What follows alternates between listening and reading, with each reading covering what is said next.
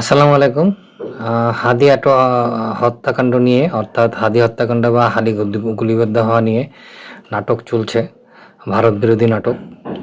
তো এর ভিতরে মাহমুদুর রহমান, আমার দেশ সম্পাদক, উনি বললেন, ভারত হাসিনা, কামাল ও হাদির উপর হামলাকারী সন্ত্রাসীদের ফিরিয়ে না দিলে আমি হাদির রক্তের কসম খেয়ে বলছি, বাংলাদেশে ভারতীয় প্রতিটি প্রতিষ্ঠানের বিরুদ্ধে আমরা প্রতিরোধ গড়ে তুলব।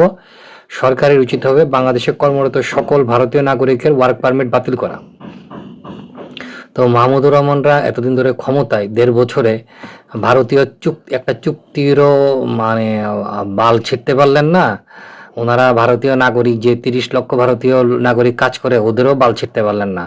ওনারা পলানোর সময়, অর্থাৎ প্রস্থান পলায়ন যেটাই বলি না কেন, ওই সময় ওনারা আবার নাটক শুরু করলেন। তো এই নাটক করলেন আজকে তারা, কি বলা যায় এটাকে, যে ভারতীয় হাই কমিশন কি বলা যায়, ব্যারিকেড বা march to Indian high commission করতে গিয়ে যেটা ঘটলো, বাংলাদেশের হাই কমিশনারকে ভারত তলব করলো, ধমক টমকও দিল, এতে কোনো সন্দেহ নেই।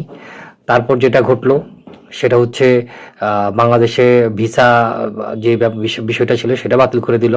ভারত থেকে পেঁয়াজ আসছিল, আমি জানি না সেটার কি অবস্থা, আরও অনেক কিছু, সব কিছুই ভারত বন্ধ করে দেবে। অর্থাৎ একটা মানে অবাক ব্যাপার স্যাপার, এই ডক্টর মোহাম্মদ ইউনূসের সরকার, এটা তো সরকার না ঠিক, এটা একটা কি বলা যায়, যে এটা হচ্ছে একটা কোম্পানির এমডি হিসেবে জয়েন করেছে, যে এখান থেকে যত বেশি তসরুপ করা যায়, তো তসরুপের একটা সরকার।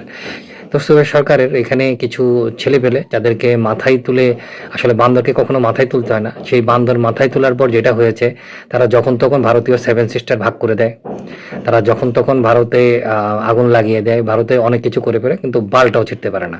তো এই বাল পাকনা, বাল ছেঁড়া লোকগুলা আসলে বাংলাদেশে নির্বাচনটা হতে দিতে যাচ্ছে না, বাংলাদেশে একটা অরাজকতা তৈরি হোক সেটা চাচ্ছে।